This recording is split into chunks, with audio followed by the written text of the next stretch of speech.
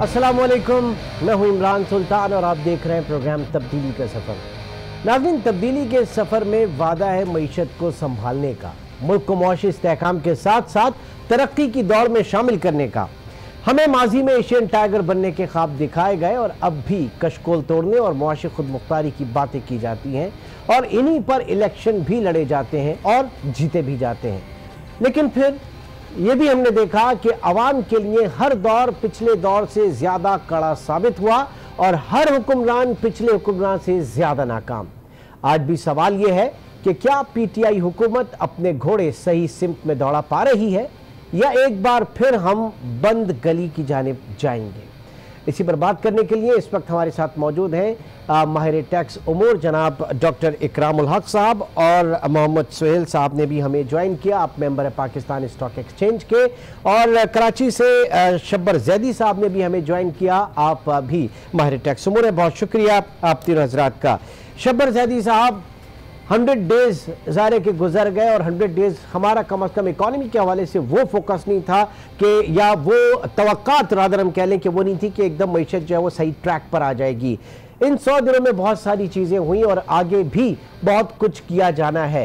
एक बड़ी मोटी मोटी चीज़ मैं जानना चाह रहा हूँ कि क्या पाकिस्तान, आप समझ रहे हैं कि इस वक्त उस ट्रैक के ऊपर है जिस पे आगे चलते हुए हम समझ सकते हैं कि मईशत सही हो जाएगी, चाहे वो आप टैक्सेशन के हवाले से लें, चाहे वो आप और दीगर इश्यूज़ के हवाले से लें। जस्ट मोटी मोटी मैं एक बात समझना चाह रहा हूँ, क्या हमारी डायरेक्शन बिल्कुल सही है?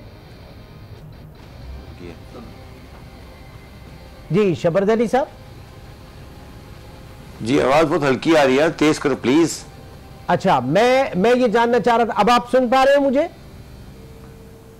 नहीं, बहुत हल्की है, फिर फरमाइए जी। मैं ये जानना चाह रहा था कि क्या हम इस वक्त पाकिस्तान की आवाम ये उम्मीद रखें कि इस वक्त जो डायरेक्शन है हमारी मईशत की, हमारे इकोनॉमिक मैनेजर्स की, वो दुरुस्त सिमत में, ज़ाहिर के हिज़्ब मुखालिफ जो है वो इसके ऊपर बड़ी चिरागपा है, चाहे वो असद उमर साहब की जो परफॉर्मेंस है, उनकी अब तक की कारकर्दगी है, या फिर प्राइम मिनिस्टर जो है कभी कभी उनके ऐसे स्टेटमेंट आ जाते हैं कि जिस पे सवाल ये उठता है कि स्टेट बैंक जो है उसके खुद मुख्तारी जो है वो शायद अब कॉम्प्रोमाइज़ होने जा रही है। हम हैं क्या सही डायरेक्शन पे इस वक्त या नहीं, ये मैं जानना चाह रहा था आपसे।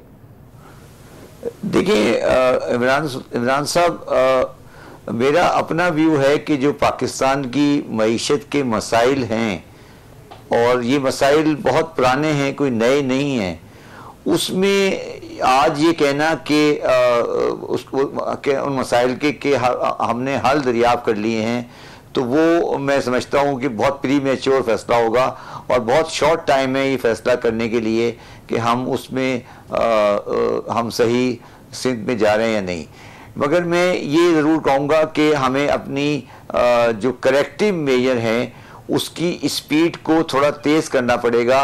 कुछ चीज़ें हैं जो बेहतरी की तरफ जा रही हैं, मगर कम अज़ कम उसकी रियलाइजेशन है कि हमें क्या करना है। मैं ये कहता हूँ बेहतरी मुझे इस शक्ल में नज़र आ रही है कि एक बहुत हाई लेवल पर रियलाइजेशन है कि हमारे मसाइल का मंबा क्या है, मगर उसकी एग्जीक्यूशन का जो प्लान है और जो उसकी एग्जीक्यूशन का जो स्पीड है उस पे मेरा ज़ाती व्यू है कि थोड़ा मैं ये नहीं कह रहा हमें जल्दी करें, मगर उस पर हमें कोई सॉलिड होमवर्क करना पड़ेगा और हमें होमवर्क को आगे बढ़ाना पड़ेगा। मेरा ये ज़ाती व्यू है। और मैं एक और बात भी कहना चाहता हूँ कि शायद आज भी मैं देख रहा था कि लोग चार्टर और इकोनॉमी की बात कर रहे हैं और लोग इसको इसहाक डार साहब से रिलेट करते हैं। ये जो टर्म है ये मैंने कॉइन की थी 2014 में और मैंने ही कहा था कि पाकिस्तान के मसाइल उस वक्त हल होंगे माशी जब तमाम सियासी पार्टियां पाकिस्तान की इकोनॉमी पे एक कंसेंसस डेवलप कर सकेंगी। मुझे बहुत अच्छी तरह याद है, मुझे बहुत अच्छी तरह याद है मुझे। शब्बर साहब, इस वक्त प्रोफेसर आदिल नजम साहब ने भी हमें ज्वाइन किया, बोस्टन यूनिवर्सिटी अमेरिका से आपका ताल्लुक है, आज पाकिस्तान आए हुए हैं और हमारी खुसूसी दावत पे इस वक्त इस्लामाबाद स्टूडियो से हमें ज्वाइन किया। प्रोफेसर साहब बहुत बहुत शुक्रिया हमें ज्वाइन करने का। सवाल यही है कि क्या आप समझ रहे हैं, हम टाइम फ्रेम की बात नहीं कर रहे कि पिछले 3, साढ़े 3, 4 महीने में पाकिस्तान जो है वो बहुत बेहतर उसकी इकॉनमी हो गई। बात यह है कि क्या इस वक्त वो ट्रैक काबिल इत्मीनान है कि पाकिस्तान की मईशत इस वक्त बिल्कुल सही जानिब जो है वो एक चलने की कोशिश कर रही है, और क्योंकि ऑपोजिशन जो है वो किसी भी तौर उसको कबूल नहीं होंगी, ज़ाहिर है कि फिर वो ऑपोजिशन ही क्यों होंगी, लेकिन इसीलिए आज हमने आप लोगों को टेक्नोक्रेट्स को जो है वो दावत दी है कि आप मुतमईन है कि वो ट्रैक हमने जान लिया है। मुझे नहीं पता जी ट्रैक जाना है या नहीं, और अगर कोई 2 या 3 महीने में बिल्कुल ट्रैक जो 70 साल से गुमा हुआ है वो हम 2-3 महीने में, 100 दिन में, 150 दिन में उसकी तलाश कर लें तो बहुत बड़ा ये मार्का होगा। लेकिन मेरे ख्याल में इस वक्त मसला, जैसे शबर साहब भी बिल्कुल दुरुस्त फरमा रहे थे, वो सिर्फ ये नहीं है कि ट्रैक बिल्कुल दुरुस्त हुआ है या नहीं, ये बिल्कुल सही है या नहीं, लेकिन अगर किसी ना किसी तरह से ये नजर आए, जो मेरे ख्याल में आ रहा है कि कोशिश की जा रही है, अगर ये नजर आए कि ढूंढने की कोशिश की जा रही है, ढूंढने की तरफ गामजन है, तो ये बुरी बात नहीं है। ये एक अच्छा पहलू है।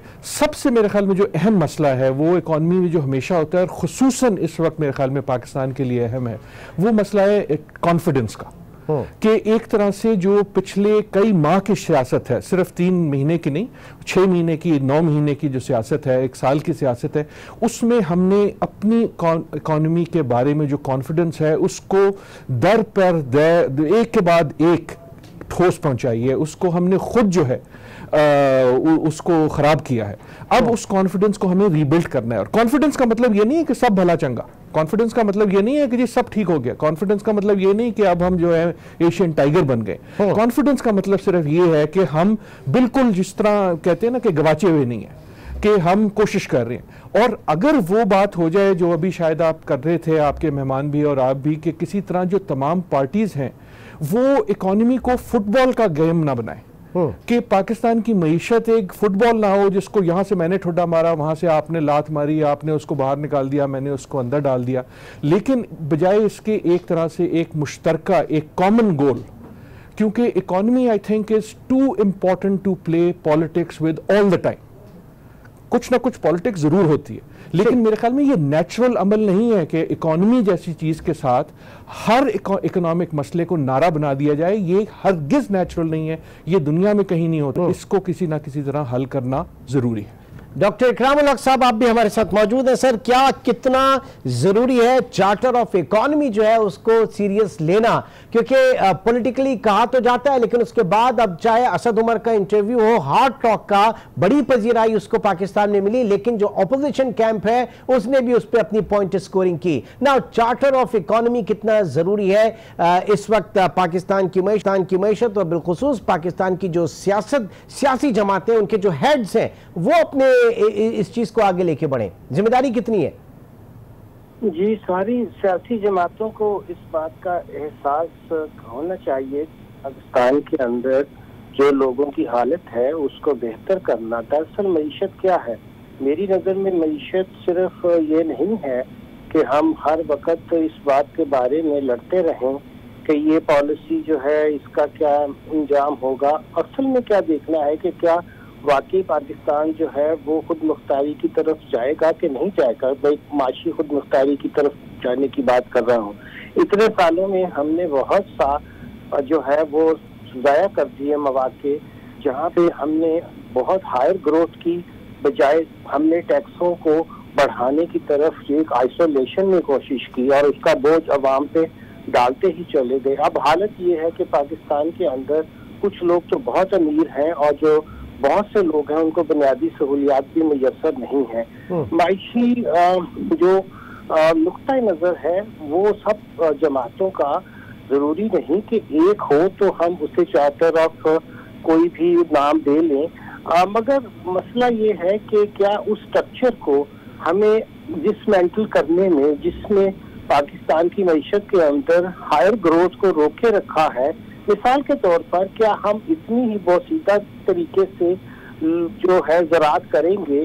क्या हम नेचुरल फार्मिंग के जरिए जहां लोगों ने हायर ग्रोथ हासिल की है, एक्सपोर्टेबल जो है सरप्लस बना, हमारे तो किसानों की ये हालत है कि बेचारे बड़ी मुश्किल से इतनी मेहनत करने के बावजूद अपनी साल की जो है वो रोटी भी हासिल नहीं कर पा रहे हैं। और दूसरी तरफ आपने देखा सनतें तबाह हुई, तीसरी तरफ हमने ये देखा कि हमारे यहाँ नौजवानों को एम्प्लॉयमेंट ना मिली, उस जो वो स्किल्स ना हम प्रोड्यूस कर सके। माइक्रो इकोनॉमिक्स की जो खराबी हैं, उनके इशारियात जो हैं वो तो एक सिम्टम्स हैं दरअसल एक इलनेस के। असल जब तक हम उसकी कॉजेज रिमूव नहीं करेंगे, ये करंट अकाउंट के खसारे, ये हमारे फिजिकल डेफिसिट, ये हमारे गिरते हुए ज़खायर, ये सारे बड़े ही शदीद किस्म के वो अशारिये हैं जो ये बताते हैं कि दरअसल इतने सालों में हमने ये रियलाइज नहीं किया कि हमारा पोटेंशियल क्या था, हमारा बेहतरीन पोटेंशियल वो था, ग्रोथ का असल इंजन क्या था, वो यूथ थी जिसको हम काश उतना ट्रेन करके ज़राअत से लेकर, संतों से लेकर, वोकेशन से लेकर, मैं अफसोस करता हूँ कि आज तक हमने अपनी वोकेशनल ट्रेनिंग को ही दुरुस्त नहीं किया। कल को यहाँ और मौके आएंगे, मिसाल के तौर पर अगर चाइना अपनी यहाँ इंडस्ट्री रिलोकेट करेगा तो फिर आप ये एतराज करेंगे जी कि वो लेबर अपने लेकर आ रहा है। अगर आपकी लेबर ही ट्रेन नहीं होगी तो उनके पास क्या ऑप्शन होगी कि वो यहाँ ऑटोमोबाइल की वो इंडस्ट्री लगाए, जिससे कि वो अपने ममालिक के अंदर, अगर वॉल्वो वहाँ आकर चाइनीज लेबर यूज करता है तो ये तो नहीं कि वॉल्वो को वहाँ पे कोई और मरात नजर आती है। और फिर हमारी इस पर सियासत होगी, फिर हमारी इसके ऊपर सियासत होगी कि हमारे अपने लोगों को जो है वो रोजगार नहीं दिया जा रहा, हमारे अपने लोगों को वो अपॉर्चुनिटी नहीं दी गई, वो काम नहीं कर रहे हैं, वो बुनियादी काम नहीं कर रहे हैं। मिसाल के तौर पर यहाँ बाहर बहुत जबरदस्त मुझे आज खुशी हुई कि प्रोफेसर आजम नजम, मैंने भी लम्स में बहुत पढ़ाया, वो हमारे सीसी भी रहे, उन्होंने बहुत से बुनियादी मामला छेड़े। शब्बर जैदी साहब ने बुनियादी मामला को दुरुस्त करने के बारे में हमेशा बात की। तो फंडामेंटल्स को देखिए, जब तक हम दुरुस्त नहीं करेंगे तो फिर हम एक जीरो गेम में ही पड़े रहेंगे और दोबारा। और मैं अफसोस से कहता हूँ कि हमारे सियासी लोगों में सवाए आपस में मर्द फिलंगिंग करने के, मुल्क को उस रास्ते पे ले जाने की जिसे खुशहाली का रास्ता कहते हैं, फलाह का रास्ता कहते हैं, वो बातों में तो करते हैं मगर उसके लिए अमली कदम उठाने में मुझे आज तक ये नहीं देखा कि वो बैठे और वाकई हमें बताएं कि देखिए ईज ऑफ डूइंग बिजनेस में हाँ इंडिया ने कितनी इंप्रूवमेंट की और हम कितना नीचे जा रहे हैं। आते हैं सर उस तरफ भी उस तरफ भी आते हैं, हाँ उस तरफ भी आते हैं। इससे पहले मोहम्मद सुहेल साहब भी हमारे साथ मौजूद हैं। सुहेल साहब, ज़ाहिर है कि हम जो बात कर रहे हैं एक लंबे पाथ की बात कर रहे हैं, एक लंबे सफर की बात कर रहे हैं, लेकिन आपकी जो कैपिटल मार्केट है वो फौरी करती है। जो ये गवर्नमेंट आ रही थी, जिस वादों के साथ आ रही थी और आने के बाद जो है जो मसाइल रहे पिछले चंद महीनों में, प्रिसाइसली अगर 5-6 महीने की बात करें तो उसमें किस तरह का कॉन्फिडेंस आपने देखा इस मार्केट में, इस मार्केट के सरमायाकारों में? न सिर्फ इस मार्केट बल्कि जो फॉरेन इन्वेस्टर्स हैं वो पाकिस्तान की मईशत को किस तरह से देख रहे हैं? मोहम्मद सुहेल साहब। कॉन्फिडेंस तो बहुत ही शैटर्ड है, लोकल सरमायाकारों का है या फॉरेन इन्वेस्टर्स का है, और इसकी निशानदेही बेशुमार जगह हो रही है। स्टेट बैंक अपना कॉन्फिडेंस इंडेक्स जो जारी करता है वो भी यही शो करता है। स्टॉक मार्केट का ट्रेंड आपने बताया वो भी यही शो करता है। एफडीआई के जो नंबर्स आ रहे हैं कोई 40-50% नीचे हैं, वो भी यही शो करता है। पाकिस्तान में बहुत कम हमने देखा है कि लार्ज स्केल मैन्युफैक्चरिंग माइनस हो जाए, वो माइनस हो गई है 4 महीने की। तो मेरे ख्याल में ये जो भी बात हो रही थी कि हमें लॉन्ग टर्म मेजर्स करने चाहिए, सस्टेनेबल करने चाहिए, वो अपनी जगह बिल्कुल बजा है, मगर ये नहीं भूलना चाहिए पाकिस्तान में अभी जो सबसे बड़ा मसला दरकार है, जिसको इस हुकूमत को फोकस करना चाहिए और उम्मीदें भी थी बट अनफॉर्चुनेटली कोई डायरेक्शन नजर नहीं आ रही, वो है एक शॉर्ट टर्म मसला। पाकिस्तान के जो फिस्कल डेफिसिट और करंट अकाउंट डेफिसिट है वो सस्टेनेबल नहीं है, और अगर इस मरीज को फौरन दवा नहीं दी गई तो ये खुदा न खास्ता कोई हाइपर इन्फ्लेशन या कोई मेजर डिजास्टर की तरफ ना चला जाए। तो मेरे ख्याल में सारी तवज्जो हुकूमत को शॉर्ट टर्म क्राइसिस को अवॉइड करने के लिए रखनी चाहिए। और आपने शुरू में सवाल किया था शब्बर साहब से कि डायरेक्शन क्या नजर आ रहा है, तो मेरे ख्याल में तो 4 महीने में कोई डायरेक्शन नजर नहीं आ रहा। ना ये कहना मुश्किल है कि ये अच्छाई की तरफ जा रहा है या बुराई की तरफ जा रहा है, और यही डायरेक्शन का ना होना ये सबसे बड़ा कॉन्फिडेंस को शटर कर रहा है। आज 4 महीने हो गए, ये नहीं पता कि हमारी इस साल की हुकूमत की GDP, tax to GDP, fiscal deficit वगैरह का क्या टारगेट है, अगले 3 साल का क्या टारगेट है, वो अचीव हो ना अचीव हो, मगर एक प्लान, एक स्ट्रेटेजी, एक टारगेट जरूर होता है। और यही वजह है जो खास तौर से फॉरेन इन्वेस्टर्स को जो पाकिस्तान में एफडीआई भी नहीं कर रहा है, जो पाकिस्तान में पोर्टफोलियो सरमायाकारी भी नहीं कर रहे, उनका भी ये खदशा है, और जो लोकल सरमायाकार है उनका भी ये खदशा है कि हमें कोई डायरेक्शन नहीं मिल रहा नई हुकूमत की तरफ से। ठीक है शहबाज़ादी साहब, इस वक्त कम से कम आपकी जो इकोनॉमिकर्स है और जो कैपिटल मार्केट है, जो कि फौरी तौर पे आप वो देखती है, मार्केट को सेंस करने की कोशिश करती है, इकोनॉमी को, वो जैसे कि सुहेल ने कहा कि एक डायरेक्शन लेस है और जाहिर है कि ये एक जहरे कातिल है। मैं आपसे जानना चाहूँगा, जब रियासत मदीना की बात की जाती है, एक फलाही रियासत की बात की जाती है, तो उसमें उस कॉन्टेक्स्ट में मईशत जो है वो उसका क्या किरदार होता है? मईशत मतलब हम सारे चैरिटी की तरफ चले जाएं, कहां चले जाएं, जो इकोनॉमिक जो प्रॉस्पेरिटी है वो कहां पे खड़ी होती है रियासत मदीना में? शबर साहब, पहली बात तो मैं ये समझा दूं कि रियासत मदीना का कोई ताल्लुक चैरिटी के साथ नहीं है। जब हम रियासत मदीना की बात करते हैं तो हमारा बुनियादी सवाल होता है अदल, और अदल का ही मतलब ये नहीं है कि मैं हाथ काट दूं। अदल का मतलब होता है माशी अदल। रियासत मदीना में माशी अदल था। कोई लग्जूरियस लाइफ ना रूलर की थी, और कोशिश ये की जाती थी कि डिस्ट्रीब्यूशन ऑफ वेल्थ के अंदर इक्वलिटी पैदा की जाए। ये कॉन्सेप्ट है रियासत मदीना का। रियासत मदीना का कॉन्सेप्ट किसी मजहबी मफहूम में नहीं लिया जाना चाहिए, बल्कि माशी मफहूम में लेना चाहिए कि रियासत मदीना माशी अदल की बात करता है। मगर मैं अब आपको आपके बुनियादी सवाल पे आता हूँ और मैं सुहेल की बात को आगे लेके चलता हूँ। देखिए, मैं एक हकीकत पसंदाना बात आपको करने की कोशिश करता हूँ। आप मुझे एक सब ये कह रहे हैं कि कोई डायरेक्शन नहीं है। मेरा सवाल उल्टा होगा कि अगर मैं आज सुहेल साहब को बना दूं फाइनेंस मिनिस्टर, तो वो क्या डायरेक्शन देंगे? देखिए, बात ये है, हमें एक चीज़ को रियलाइज़ करना चाहिए, और मैं इसमें असद उमर साहब और इमरान खान साहब को क्रेडिट दूंगा कि उन्होंने कोई अभी तक जज्बाती फैसले नहीं किए। देखिए, हमें ये रियलाइज़ करना चाहिए कि 40 साल में पाकिस्तान जो 2018 था वो पाकिस्तान का बदतरीन साल था, जिसमें $35 बिलियन की ट्रेड डेफिसिट थी, और हमने बहुत सारी गलतियां की हुई थी, और हम टैक्स को लेट कर चुके थे इंपोर्ट के साथ।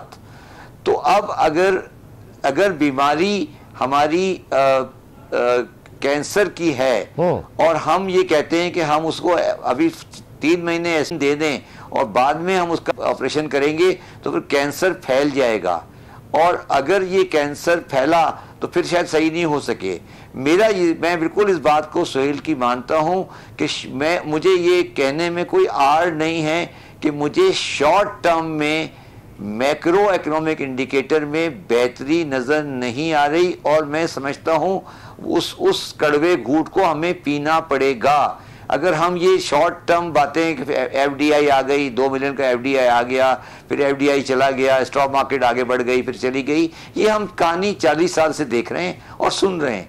तो ये मुझे इन चीज़ों से ज़्यादा गरज नहीं है। मुझे गरज ये है कि क्या सोशल वेलफेयर स्टेट की तरफ हम आगे बढ़ रहे हैं या नहीं बढ़ रहे, गरीब अमीर का फ़र्क कम हो रहा है या नहीं हो रहा, मरीज को दवा मिल रही है या नहीं मिल रही। मैक्रो इकोनॉमिक इंडिकेटर की कहानी हम बहुत सुन चुके हैं, बहुत अच्छे अच्छे इंडिकेटर भी हमने देखे हैं, मगर उसके बाद हमें पता ये लगा है कि पाकिस्तान हर 10 साल के बाद जाके दर दर भीख मांगता फिरता है अपने पैसे के लिए।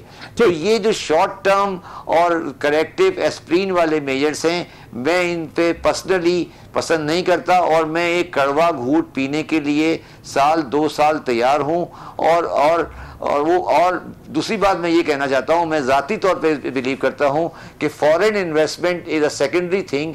पहले मैं अपने बिजनेसमैन का ट्रस्ट पैदा करूँ, पहले मैं अपने पाकिस्तानी बिजनेसमैन का। मेरा सवाल है कि एफडीआई की हम बात करते हैं, मुझे बताएं क्या आज पाकिस्तानी बिजनेसमैन का पाकिस्तानी मईशत पे ट्रस्ट है?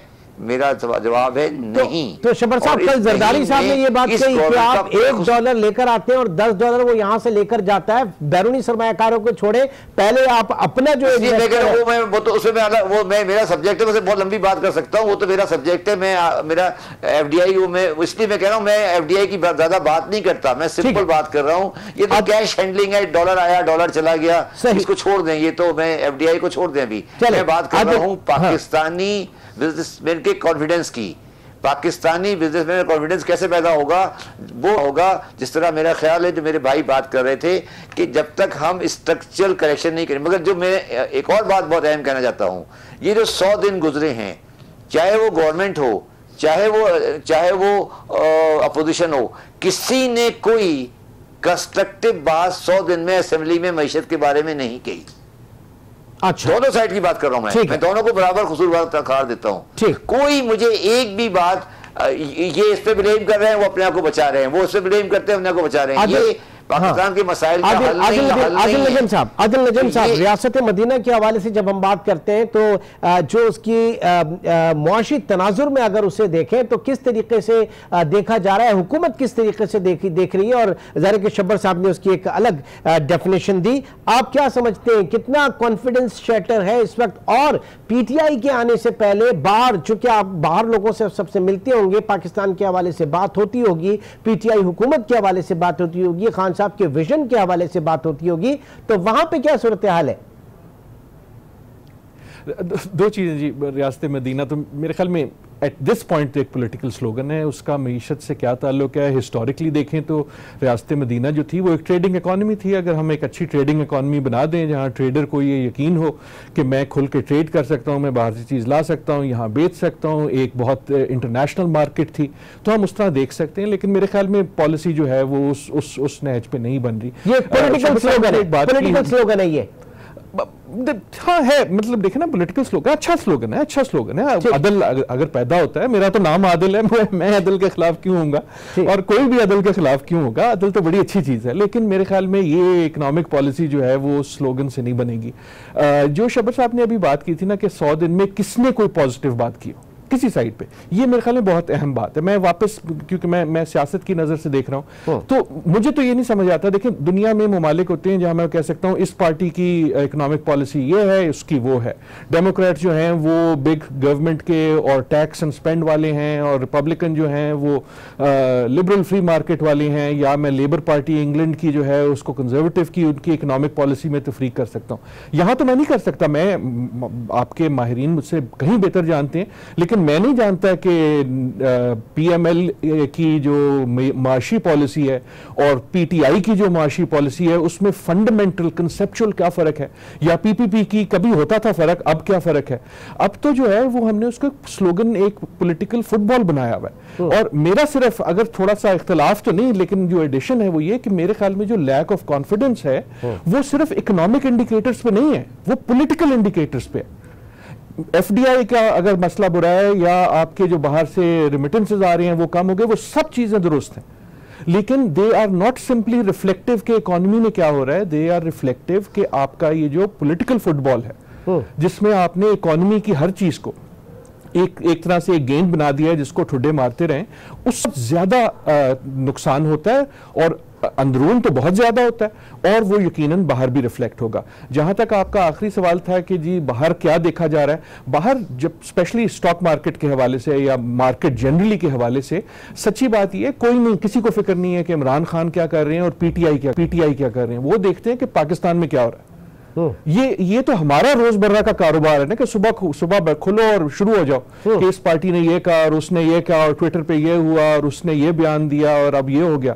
बाहर वाला तो मैक्रो इंडिकेटर्स देख रहा है, वो कहता है पाकिस्तान ये है। और जब कोई भी बाहर से देखेगा, आप अंदर से बैठ के अगर अपनी खबरों को खुद सुन लें तो आप ये कहेंगे यार यहां से अभी थोड़ी देर दूर रहो, क्योंकि यहां से तो नॉइज बहुत ज्यादा है और सिग्नल कोई नहीं।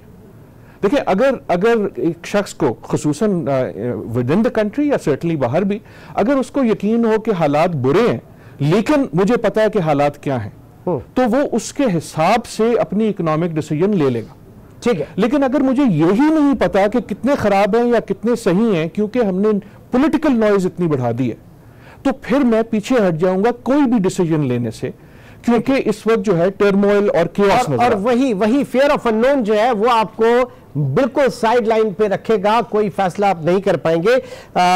डॉक्टर इकरामुल हक साहब, आज बात करें तो रात 12 बजे आपके इनकम टैक्स रिटर्न फाइल जो है उनकी डेट में एक्सटेंशन हुई। एक दो दिन पहले वज़ीर मुमलिकत जो है उनका एक ट्वीट भी आया कि जनाब 30-35% जो वो इंक्रीज हुआ है आपके रिटर्न्स में। तो आप समझ रहे हैं कि इस वक्त सूरत हाल बड़ी आइडियल बनती जा रही है कम से कम इस हवाले से। और फिर जब हम बात करते हैं टैक्सेशन के हवाले से बात करते हैं, आप आई डोंट नो कि कौन जो है इस मुल्क में एग्रीकल्चर इनकम टैक्स जो है वो लेकर आएगा, क्योंकि उसकी राह में जो है ये आपकी पॉलिटिकल पार्टी, सियासतदान, ये सब जो है उसकी राह में सबसे बड़े रुकावट बने हुए हैं। तो क्या इस तरीके से कुछ बेहतरी के जो सिग्नल दिए जा रहे हैं या दिखाए जा रहे हैं उसकी क्या असल हकीकत होगी, स्पेशली रिटर्न्स के हवाले से? डॉक्टर इकराम साहब। मिनिस्टर साहब ने बड़ी अच्छी तरीके से इस बात की तरफ इशारा किया होगा कि कुछ बेहतरी आई है, मगर आपने देखा कि ये जो बेहतरी थी इसका अगर पूरे तौर पर तनाज़ुर में देखा जाए तो क्या वाकई पाकिस्तान में 15 लाख लोगों को ही अपने इनकम टैक्स के गोशवारे जमा करवाने चाहिए? और क्या हमारी इतनी बड़ी आबादी के अंदर इतने ही लोग जो हैं वो देखिए ना, अगर आसान सी बात है कि 95 मिलियन तो आपके यूनिक मोबाइल यूजर्स ने 12% एडवांस इनकम टैक्स दिया। चलिए आपकी पॉपुलेशन का सारा हिस्सा निकाल ले, उसको भी निकाल ले, तो 10 मिलियन रिटर्न तो पाकिस्तान में आनी ही चाहिए। मगर उन्होंने जो भी कोशिश की हम उनको सलाम करते हैं और उनसे कोई जिद नहीं करते हैं कि वाकई 15 लाख पे हमें जो है वो सेटिस्फेक्शन का इजहार करना चाहिए। मसला नंबर ऑफ रिटर्न के अलावा दुख का ये है कि आपने 65 किस्म की विदहोल्डिंग्स लगाई, इंपोर्ट के ऊपर सारा इंहसार किया टैक्सेस का, उसको ब्रॉड बेस नहीं किया। हमने शायद इतना लिखा होगा कि इसके बारे में कि आप खुद भी परेशान होते हैं कि क्यों हर वक्त हम इसी के बारे में ही लिखते रहते हैं, कुछ और लिखते। और अब बहुत बेहतरी के रास्ते भी सबने मिलकर दिखाए होंगे, मगर आदिल नजम साहब ने बहुत बुनियादी सवाल उठाया था कि क्या हमारे जो सियासतदान हैं उनके अंदर इस बात का एहसास हुआ कि good economics is good politics, और उनकी कोई अपनी अपनी जो थी इकोनॉमी की राहें हैं जिसको देखकर हम ये अंदाजा लगा सकें कि जब पीटीआई आएगी तो वो किस किस्म की मईशत के बारे में उनका नुक्ता नजर होगा। वो खुद इतने कंफ्यूज रहे कि उनको तो जैसे सुहेल साहब ने अभी इशारा किया था और बहुत सही अंदाज में उसको आगे बढ़ाया भी हमारे भाई शब्बर जैदी साहब ने, कि दरअसल ये जो बात बड़ी अहम है कि ये हमारे यहाँ अभी इस बात की रियलाइजेशन ही नहीं आई है कि एज ए नेशन हम जिस किस्म के तौर पर आगे बढ़ सकते हैं, हम अपने पोटेंशियल को भी ज़ाया करके उन चीज़ों की तरफ और उन बहसों में लगे रहते हैं। हमारे जो बड़े अफसोस के साथ कहना पड़ता है, हम उनको वोट भी देते हैं और चाहते हैं ये निज़ाम भी रहे, मगर ये देखिए कि क्या ये ज़रूरी नहीं है कि हम इस बात का तयन करें कि अगर मैं इस सारे चीज़ों से निकल कर अगर रियल इनकम डॉक्यूमेंटेशन ही नहीं इतने सालों में हासिल कर सका, कभी प्रिजम्पटिव, कभी मिनिमम, कभी ये टैक्स, कभी वो टैक्स, किस तरह का माहौल लोगों को के लिए है और किस तरह बुरा हमारा टैक्स निज़ाम है। फिर मैं एक बुनियादी चीज़ की तरफ इशारा करूंगा कि देखिए, जब तक आपके ढांचे के अंदर खराबियां हैं और आप स्ट्रक्चर रिफॉर्म करने के लिए तैयार नहीं है, अगर आप सख्त फैसले लेने के लिए तैयार नहीं है, आप लीगल स्ट्रक्चर को तोड़ने में तैयार नहीं है, आपका वो पाकिस्तान जिस पाकिस्तान का ख्वाब आप रियासत मदीना से लेकर मॉडर्न वेस्टर्न वेलफेयर स्टेट तक लाने में कभी भी कामयाब नहीं होंगे। नारेबाजी जितनी मर्जी करते रहे, मुझे 10 ठोस किस्म के वो इल्जाम के ऊपर अमल चाहिए जिससे मैं ये देखूं कि पाकिस्तान का गरीब किसान, तो देखिए वो तो 2 फसलों में भी अगर उसकी मैं प्रोडक्टिविटी बढ़ा दूं और उसको वो सहूलियात दूं जो जिसको मिलनी चाहिए, उसको वो फार्मिंग सिखाऊं जो मुझे उसको सिखानी चाहिए, तो फिर ये जो किसान है बेचारे ये क्यों इस बुरी हालत का शिकार है? मेरी इंडस्ट्रियां क्यों बंद हुई? बुनियादी सवाल इस वक्त हम यही डिस्कस कर रहे हैं डॉक्टर साहब, बुनियादी सवाल यही डिस्कस कर रहे हैं कि क्या पाकिस्तान की मईशत इस वक्त सही ट्रैक पर है, दुरुस्त सिमत में है? ही इस वक्त इसी का खोज लगाने की कोशिश की जा रही है। पूरा पैनल इस वक्त हमारे साथ मौजूद है। एक छोटे से ब्रेक के बाद दोबारा मिलते हैं।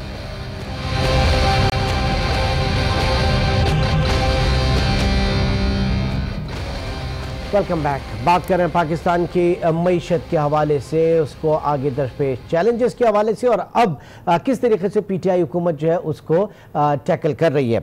शबर साहब, इस वक्त हमने कॉन्फिडेंस की बात की, इन जनरल हमने बात की और उमूमी तौर पे बात की। अब ज़रा फोकस्ड होकर मैं बात करता हूँ कि वो कॉन्फिडेंस और वो जो पीटीआई हुकूमत चाह रही थी, जो हम चाह रहे थे कि दोस्त ममालिक से भी हमें मिले, और ज़ाहिर है कि फॉरेन इन्वेस्टर्स जो है और एक्सपेट्रिएट्स के हवाले से कहा जा रहा था कि वो पाकिस्तान की तरफ जो है रेमिटेंसेस बढ़ा देंगे और जो फ्रेंडली कंट्रीज हैं वो पाकिस्तान को बेल आउट करेंगी, लेकिन अनफॉर्चुनेटली अभी तक उतना कॉन्क्रीट नहीं हो सका, और यही एक fear of unknown specially IMF के हवाले से देखें तो वो अभी भी मौजूद है। तो ये ज़हर कातिल, तो ये सारी चीज़ें आप ये बताइए कि क्या जो हमारे दोस्त कंट्रीज हैं, जो दोस्त ममालिक हैं, अहबाब हैं, वो भी इस वक्त हुकूमत पे उतना ज़्यादा ट्रस्ट नहीं कर पा रहे, वो भी गुमगू की कैफियत में है क्या? ये आपका बुनियादी, मेरे हिसाब से मेरा जवाब आपके सवाल से मुख्तलिफ है। पहली बात तो इमरान, ये याद रखो कि there is no patriotism in capitalism. Capitalism में कोई पैट्रियोटिज्म नहीं होता, और मॉडर्न इकोनॉमिक वर्ल्ड में कोई दोस्त और दुश्मन नहीं होता। हर कंट्री का अपना इकोनॉमिक और पॉलिटिकल इंटरेस्ट होता है। तो हमें इस पैराडाइम ऑफ दोस्त ममालिक, दो मुसलमान ममालिक, बिरादराना ममालिक, ये इस पैराडाइम से निकल कर बात करनी पड़ेगी। अगर तो ये और कोई भी हम और तो अगर अभी भी हम इसी पैराडाइम में, तो इसका मतलब है हम गलत हैं फिर, अगर इसी पैराडाइम में है। हाँ, हम गलत है। मैं यही कह रहा हूँ, मैं तो कभी नहीं था, मेरी आप कभी जब से मैंने कभी आपको किसी दो ममालिक की बात कभी मेरे मुंह से नहीं सुनी होगी आपने।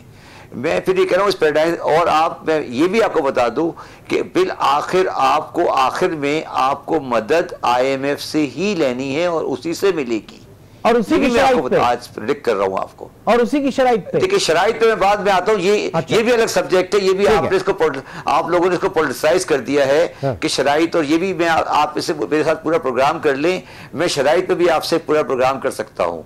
देखिए, हमारा जज्बातियत जो है वो हमारी रियलिटी को दूर करती जा रही है। देखिए, बिरादराना ममालिक इसको कॉपी कर ले, ये हमें दे देगा, वो दे देगा। आपने सब शौक पूरे कर लिए, आप ग्राउंड रियलिटी पे आ गए। आप और मैं एक बात कर रहे हैं कि अगर हमारा कोई शॉर्टफॉल है $10 बिलियन का या $15 बिलियन का, उसका मेरे जाती हिसाब से बेस्ट रिसोर्स आईएमएफ है। अच्छा, अब मैं आपसे आप आगे बात करता हूं। मैं एक बात सिर्फ कहता हूं दरमियान में, जो उसके बाद आप मुझसे बात कर लीजिएगा। ये याद रखिएगा कि मदीने की रियासत का जो कॉन्सेप्ट ट्रेडिंग इकोनॉमी का है आदिल भाई का, मैं उससे डिसएग्री करता हूं। वो उसकी जरूरत थी माशरे की। मदीने की रियासत का कॉन्सेप्ट दो हैं। मदीने की रियासत का कॉन्सेप्ट है माशी अदल, और मदीने की रियासत का जो मालिक था, आका थे मेरे, उनकी वेल्थ स्टेटमेंट नेगेटिव में थी। जब दुनिया से गए थे, कोई वेल्थ छोड़ के नहीं गए थे। तो मदीने की रियासत के दो उसूल हैं। पहली बात माशी अदल, मैं बार बार कह रहा हूं, माशी अदल। और हुक्मरान जब गए थे, जब मेरे आका 11 हिजरी में दुनिया से गए थे, तो उनकी वेल्थ स्टेटमेंट नेगेटिव में थी। ये आप जब सामने रखें, फिर मदीने की रियासत की बात करें तो बहुत अच्छा लगता है। और मेरा मकसद जिंदगी का होना चाहिए हमारा सबका कि हम मदीने की रियासत को कायम करें, मगर उसूलों पे बात होगी।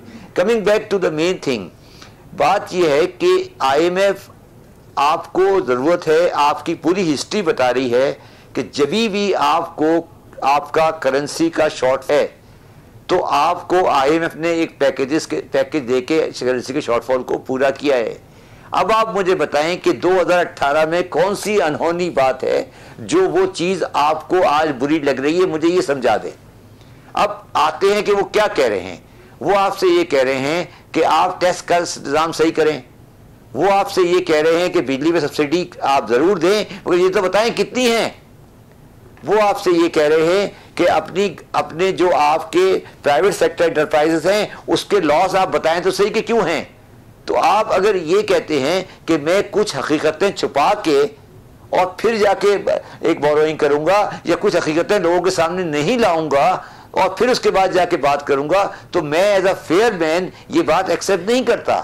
मुझे ये समझा दिया जाए कि IMF की कौन सी कंडीशनलिटी है जो कॉन्सेप्चुअली गलत है। अब अगला सवाल आता है उसका फर्क पाकिस्तानियों पे क्या पड़ेगा और पाकिस्तानी उसको अवॉइड कैसे कर सकते हैं। मैं थोड़ा बहुत जो तालिब इल्म हूं मईशत का, मुझे उसके अवॉइड करने का शॉर्ट टर्म इलाज आज कोई नजर नहीं आ रहा। जब नजर नहीं आ रहा तो फिर हमें यह मानना पड़ेगा कि हमें एक कड़वी गोली पीनी है। ठीक, और वो कड़वी गोली दो हैं। कड़वी गोली पहली बात है IMF के प्रोग्राम में जाना है हमें। दूसरी कड़वी गोली ये है कि इन अनदर 1 to 2 ईयर आप कोई सब्सटेंशियल ग्रोथ या substantial correction in macro economic नहीं देखेंगे, मगर मैं समझता हूं कि लॉन्ग टर्म के लिए सही डायरेक्शन तय की जा सकती है। हम मायूस नहीं है, ना मैं मायूस हूं ना पाकिस्तानी कौम मायूस है। मायूसी गुनाह ये अलग करनी है। आदिल नजम साहब, नो पैट्रियटिज्म इन कैपिटलिज्म, हम फिर सही डायरेक्शन में नहीं थे अगर अभी तक हम फोकस कर रहे हैं ब्रादर ममालिक की तरफ, पाकिस्तान जो फ्रेंडली कंट्रीज की तरफ। नहीं जी, मेरे ख्याल में बरसा बिल्कुल सही कह रहे हैं। कोई फ्रेंडली नहीं होता, कोई ब्रादर नहीं होता, आपका सगा भाई ब्रादर नहीं होता जब आपको जरूरत पड़ती है। तो ये तो मईशत है जी। देखें, ब्रादर जब आपके हालात अच्छे होंगे तो सब ब्रादर बन जाएंगे, सब फ्रेंडली हो जाएंगे। जिस दिन में देखें आपका ये जो स्टूडियो इस्लामाबाद का, ये ब्लू एरिया में जहां हम बैठे हैं उसके नीचे एक रेस्टोरेंट है, जिस दिन उस रेस्टोरेंट में जो सर्व कर रहा है ना शख्स, उसको कॉन्फिडेंस होगा मईशत पे, उस दिन चीन को भी कॉन्फिडेंस आ जाएगा, सऊदी अरेबिया को भी कॉन्फिडेंस आ जाएगा, IMF को भी आ जाएगा। फंडामेंटल्स की बात है, फंडामेंटल कोई भी देख सकता है। दूसरी देखिए जो आपका सवाल है उसकी तरफ वापस आते हुए, अच्छा इंडिकेटर क्या हो सकता है? सो मेरी नजर में एक अच्छा इंडिकेटर ये होगा कि अगर आप इमरान एक पूरे हफ्ते जो है अपने शो करें और IMF का जिक्र ना आए, मतलब ये अच्छा, जो भी फैसला करना है जो हो जाए ना। ये जो शशोपंज में पड़ा हुआ है, ये जो कंफ्यूजन में पड़ा हुआ है कि जी जा रहे हैं नहीं जा रहे, हल्का सामने खिड़की खोली, हल्का सा दरवाजे में देखा, ये अनसर्टेनिटी जो है ये उसको लैक ऑफ कॉन्फिडेंस को बढ़ाती है। मेरे ख्याल में भी आपको जाना पड़ेगा और आप पहले भी गए हैं और उसको हमने हवा बना लिया है। अगर आपको फायदा होता है उन शराइत से तो वो काम करने, वो बहुत सारी शराइत बड़ी अच्छी शराइत हैं। टैक्स बेस बढ़ाना बड़ी अच्छी बात होती है, एक्सपेंडिचर कम करना बड़ी अच्छी बात होती है, लेकिन वो तो गुफ्तगू की बात है ना। लेकिन ये जो मेरे ख्याल में अनसर्टेनिटी है ये किसी के लिए अच्छी नहीं है। ठीक है। और एक और जो बात मैं सोच रहा था in a positive, very very briefly, वो ये कि a crisis is a terrible thing to waste. A crisis is a terrible thing to waste. एक जो हुआ है, जो अच्छी बात है मेरे ख्याल में, कि एक मुल्क भर में ये एहसास हो गया कि यार मसला बड़ा सीरियस है। अब उस सीरियस मसले की एक्नॉलेजमेंट की पॉलिटिकल कैपिटल उसको आप ऐसे बनाते हैं कि फिर जो मुश्किल फैसले, जो कड़वी गोली अगर आपने देनी है, जो हुकूमतों के लिए अमूमन मुश्किल होती है, तो वो इन अ मोमेंट ऑफ क्राइसिस आप लीडरशिप दिखाते हैं, कहते हैं यार देखो मसला बड़ा है, आई नीड योर हेल्प, पाकिस्तानियों मुझे आपकी जरूरत है, ये काम करना है, राइट? तो that is what leadership in crisis is. तो इन अ वे मुझे डर ये भी है कि कहीं हम ये वाली क्राइसिस भी जो है इसको भी हम जाया ना कर दें। ठीक है, अल्लाह ना करे कि ऐसा कोई वक्त है। इकरामुल हक साहब, अब सूरत हाल जो है जाहिर है कि ये एक जो डेफिनेशन है इस वक्त के जो अहबाब ममालिक हैं, दोस्त ममालिक हैं, वो तजर्बा हमारा हो गया। अब अल्टीमेटली IMF और जाहिर है कि उसकी कंडीशन, और हमेशा से हम हुए आज न्यूज़ का ये प्रोग्राम है या बिजनेस रिकॉर्डर के एडिटोरियल्स उठा के देखें तो जहाँ जहाँ पे बात की जाती है कि मईशत का जो है वो किबला दुरुस्त करना है, तो वहाँ पे IMF के रिफॉर्म्स जो है उनको पॉजिटिव माना जाता है। डॉक्टर इकरामुल हक साहब क्या कहेंगे आप? देखिए जी, मेरे ख्याल में IMF और नो IMF ये इशू नहीं है। मसला ये है कि इस्लाहात का जो एजेंडा आपके अपने लिए बेहतरीन है, अगर वो IMF के एजेंडे से मुख्तलिफ है तो फिर आप IMF को भी आईना दिखा सकते हैं कि जी हम तो आपसे भी ज्यादा जीरत हैं। लेकिन सर बात यह है कि हम दर्जनों प्रोग्राम में गए, अभी तक हमने वो इस्लाहात नहीं की ना, हम नहीं कर सकते। जी मैं इसी तरफ ही आ रहा था कि IMF ने पहले जमानों में जब हमारे साथ बहुत से मुआहदात किए, उसमें जो रिफॉर्म का एजेंडा था वो भी हमसे नहीं करवा सके। अगर हम इतने जीत हो चुके हैं कि हम ना किसी का एजेंडा मांगते हैं और ना ही अपना एजेंडा बनाकर उस पर अमल दरामद करते हैं। मैं पहले भी अर्ज कर रहा था कि ये फेलियर जो है ये उस लेवल पर है जहाँ वहाँ पाकिस्तान के अवाम तो रेजिलिएंट है, मेहनत करते हैं, मुश्किल से मुश्किल हालात में उन्होंने वो कैपिटल जनरेट किया है कि मैं उनको सलाम करता हूँ। मगर मैं साथ ही ये बात भी वाजे करता हूँ कि देखिए आपको ऐसी ह्यूमन रिसोर्स जिसको आपने इग्नोर किया, जिसको आपने तालीम नहीं दी, जिसको आपने सेहत के लिए सहूलत नहीं दी, जिनको आपने ओवर टैक्स किया, उनका एहसान तो आप मानते नहीं हैं, उनके लिए तो आप कुछ करने को तैयार नहीं है, उन पे तो आप रिलाई नहीं करते हैं। आप यही डॉक्टर इशरत साहब ने किताबें लिखी जी, आपकी एलिटिस्ट इकोनॉमी आपका सबसे बड़ा मसला है। फिर उन्होंने किताब लिखी कि जी गवर्निंग दी अनगवर्नेबल। हमारे बहुत दूसरे मोहतरम डॉक्टर वकार अहमद साहब ने आपको सारी सिम्टम्स बताए, हमने लिखा। फिर कहाँ लैकिंग है? क्या शब्बर साहब को, आदिल नजर साहब को, हम सबको मसाइल पाकिस्तान के सबको पता है, मगर क्या बात है कि हम वो रिफॉर्म एजेंडा जिसके लिए हम सारे बहुत ख्वाहिश भी रखते हैं वो क्यों नहीं कर पाते हैं? क्योंकि हम अपने ह्यूमन कैपिटल को जिस तरीके से जाया कर रहे हैं, जिस तरीके से हम लुक डाउन अपॉन करते हैं, जब तक हमने ये क्या तबकाती मसाइल बना रखे हैं। अब आप मुझे बताइए कि ये कौन सी पार्टी है PTI जिसके अंदर कोई मजदूर किसान आपको कोई मिनिस्टर नजर आ रहा है? ये तो वो पार्टी है जिसके अंदर सबसे ज्यादा खवातीन ने काम किया और सबसे कम मिनिस्ट्रियां उनको मिली हैं। ये जो कॉन्फिडेंस की बात आदिल नजम साहब ने की और ये सियासी जो यहाँ लैक ऑफ कॉन्फिडेंस और जो अनसर्टिनिटी है, ये असल में इनके दुश्मन है। ये वो पार्टीज हैं जो अपने आप को जब पेश करती हैं तो ये उनकी पिक्चर कुछ और होती है और जब वो अमल करते हैं वो कुछ और होती है। जैसे मैंने आपसे अर्ज किया कि अगर खवातीन को हमारे पाकिस्तान के माशरे में हमने आगे लेकर आना है तो आपने कोई ऐसी डिसीजन मेकिंग में किसी खातून को मिनिस्टर बनाया जहाँ वो सेंसिटाइज वो फैसले ले, तो आपने तो वहाँ कोई ऐसा अमल ही नहीं दिखाया है।